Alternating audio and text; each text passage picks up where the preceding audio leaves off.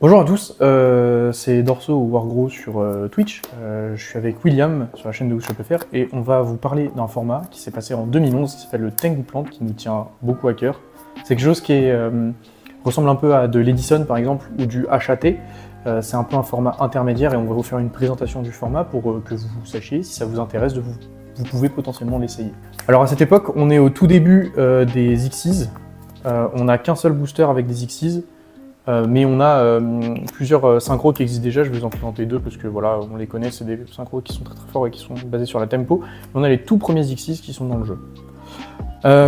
C'est un format qui se base sur Tengu, réincarné, qui est un monstre qui, lorsqu'il quitte le terrain, il va pouvoir s'invoquer une autre copie du deck.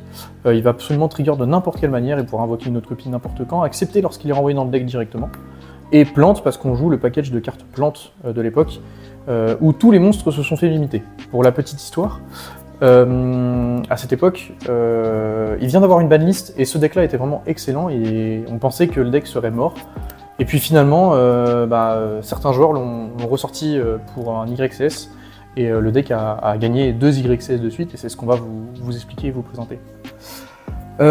Pour les cartes principales de ce format, on a les cartes qui régissent un peu pourquoi est-ce que ce format il est si spécial. On a Tour Guide from the Underworld, qui est une carte qui va nous chercher Sangan, le petit démon niveau 3, qui se trouve, excusez-moi, dans le reste du deck.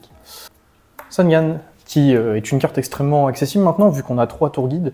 Elle permet de nous donner tout de suite Sangan, et on va pouvoir le faire se sacrifier, ou le faire se crash dans un monstre adverse, pour pouvoir ajouter une ressource à notre main. Ça va être potentiellement une des pièces de combo, qui peuvent être les plantes, ça peut être un monstre à défausser dont on aura besoin, ça peut être Débris Dragon, qui est un excellent, qui fait partie aussi du package plante et qui est excellent pour faire des synchros. Avec cela, on aura le droit à Thunder King. Ça, c'est la meilleure invocation normale du format. Elle est quasiment absolue. C'est le play proactif qu'on a dans le format. Ça permet de répondre très facilement à Tour Guide et Sangan, pour la simple et bonne raison que Thunder King va empêcher le fait d'ajouter de Sangan, et lorsqu'on va invoquer Tour Guide, qui nous donne accès immédiatement à un rang 3, Thunder King il va pouvoir se sacrifier pour l'annuler. Du coup, si on a notre Thunder King d'abord sur la table, avant que l'adversaire puisse faire sa Tour Guide, on a l'avantage du terrain.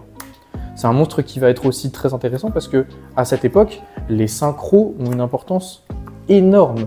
Ils prennent le board, ils permettent de tuer des trucs, ils permettent de piocher des cartes, ils permettent de gérer des monstres, ils permettent de gérer tout et n'importe quoi dans le jeu, ils permettent de détruire le terrain.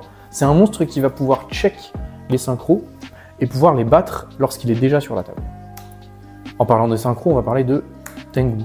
Tengu, juste avant l'arrivée des Xyz, on n'avait aucun moyen d'y répondre facilement, sauf en renvoyant dans le deck, et ça n'existait pas quasiment. Vous pouvez faire seulement souffle d'aile de phénix pour qu'il remonte au-dessus du deck, et encore c'était pas génial, parce qu'on allait lui faire repiocher le suivant. Maintenant, on a un atout parce qu'on peut s'en servir déjà pour faire des synchros si on a envie. Là, on fait un synchro 5, potentiellement on change le niveau de notre synthoniseur pour faire un synchro 8 ou un synchro 9. Mais on peut aussi, lorsque notre adversaire en a un sur la table, lui voler avec un effet de monstre, un effet de carte qui vole les monstres, comme ennemi contrôleur et contrôle mental. Et on va faire ce qu'on appelle cacher le Tengu, c'est-à-dire qu'on va l'empiler pour mettre un Xyz par-dessus, et ça va empêcher l'effet du Tengu adverse d'invoquer spécialement un monstre. Ce qui fait qu'on a une réponse classique efficace au Thunder King adverse de la même manière qu'on a la réponse au Tengu adverse. Ce qui va donner une dynamique hyper intéressante de on va sacrifier notre propre ressource niveau 4 pour détruire la ressource niveau 4 adverse et mettre un ton sur la table. Ça c'est pour les choses vraiment importantes et on va parler maintenant du boss monster, du dieu, le mec qui est revenu de la banlist et d'entre les morts, Black Luster Soldier. Sûrement la carte la moins équilibrée du format malheureusement, même si tout le monde adore la jouer. La règle c'est comme au God Control. Dans ce format, il y a 2 joueurs qui jouent et à la fin c'est BLS qui gagne. On le met sur la table, il tue 2 machins, il est capable d'OTK les gens avec la griffe d'arsenal si on arrive à placer le combo. Parce qu'il peut attaquer 2 fois et du coup il a 4000 et du coup si on tape 2 monstres en attaque ça fait 8000 dégâts exactement. Il peut bannir tous les monstres du jeu, du coup on le met juste sur la table et on défend. Il va bannir quelque chose, c'est vraiment excellent.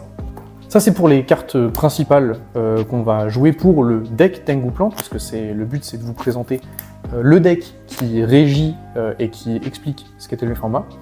On va maintenant aborder un autre sujet un peu différent, c'est le contexte historique du format et comment est-ce qu'il se joue. Ça parle de BLS, ça parle de Chaos Control, ça parle du format Tengu. Pousse-toi. Ok. Très bonne carte, très belle carte. Je vais vous montrer un deck, c'est le deck Chaos Control. On joue des monstres Chaos. Donc les gens qui étaient là à la jeunesse du Yu-Gi-Oh! Avec les monstres Chaos, ils vont kiffer. C'est la raison pour laquelle je me suis mis à ce format et pour laquelle je joue ce deck. Parce qu'on joue des monstres emblématiques du genre ce bonhomme, ce truc de fou et le Dad, qui en a un exemplaire bien sûr, mais le Dad, on peut invoquer le Dad. C'est un format où le Dad est fort, ça c'est super. On a des super normes aussi. On a Rayo, on a Tour Guide, les normes classiques du format, mais on a aussi l'alchimiste dimensionnel. Vous remarquez qu'il a la même petite boule d'énergie que Caius dans ses mains. Et ça c'est la corrélation. Oh, l'easter egg. Ça c'est la corrélation. Oh, l'easter egg. Lui, il est cool parce que une fois par tour, on peut bannir la carte du top deck et il va gagner 500 points d'attaque. Et lorsqu'il est détruit, que ce soit au combat ou par effet, on va pouvoir récupérer une carte bannie depuis bannie, pardon, dans la main. Ce qui est bien, c'est qu'on peut bannir des monstres de notre cimetière avec eux et les récupérer du coup avec lui. C'est pratique. On joue bien sûr les Caius parce que voilà, et on joue pas mal d'Entrap. Et c'est là que c'est fun aussi. Parce qu'on va avoir des Veilers, ce qui nous fait des monstres light au cimetière, des Battle Fader, des petits Tragos, maxé, bien sûr, évidemment. T-Honest, petit Gorz, T-Honest qui va pouvoir marcher sur lui et sur le Rayo.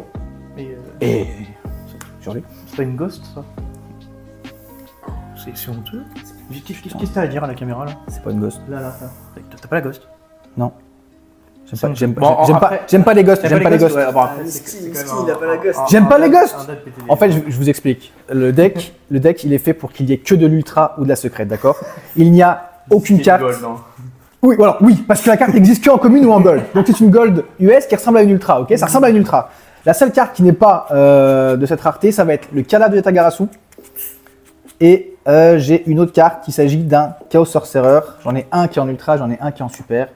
Je suis honteux, je ne sais pas où me mettre.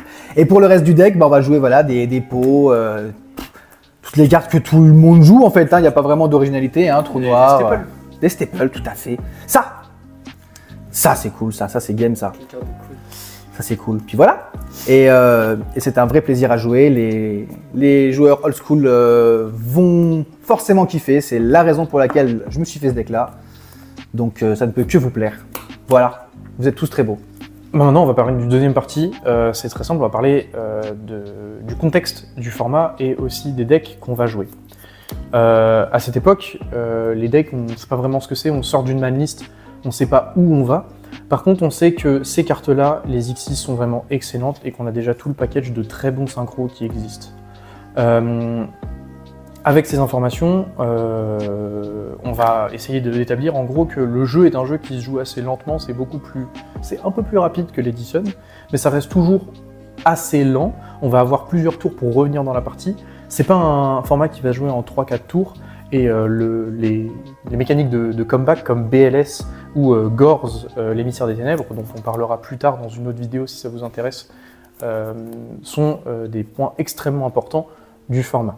Le grind game est hyper important. Tous les monstres qu'on va utiliser, les principaux synthoniseurs de l'époque, qui sont Spore et Bulbe, sont des monstres qui s'invoquent spécialement du cimetière.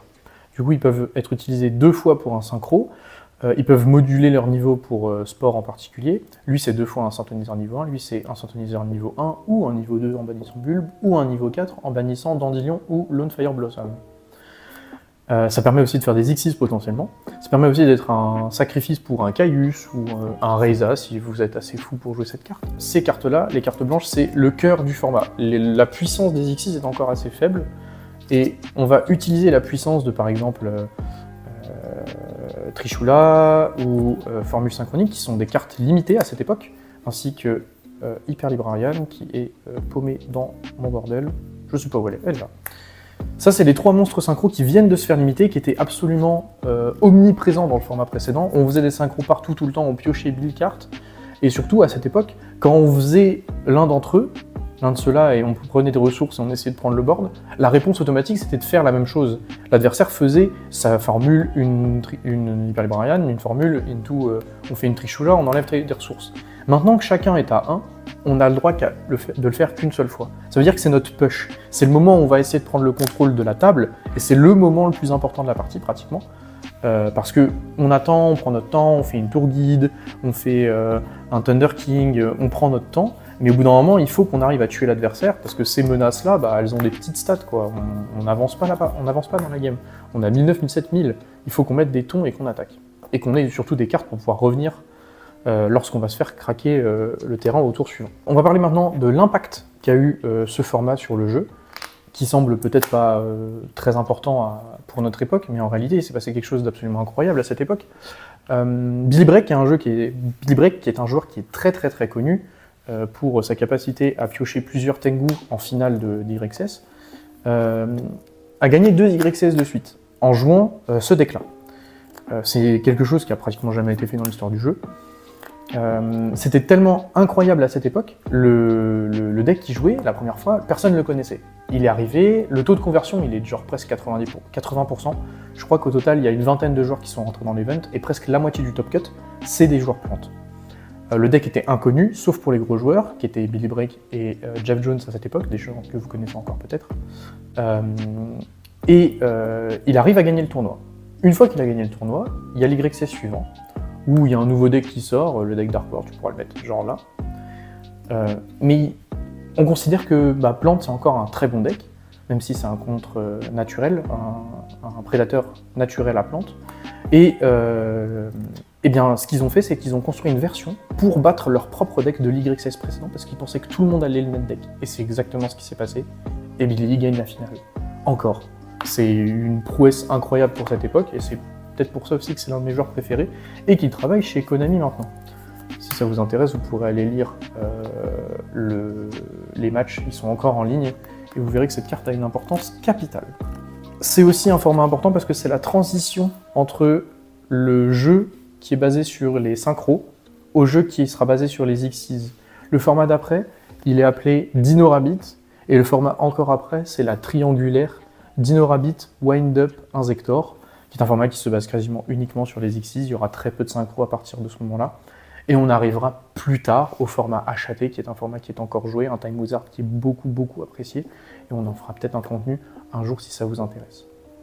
Je vous remercie du temps que vous avez consacré à regarder cette vidéo. J'espère que ça vous aura plu, j'espère que ça vous aura intéressé.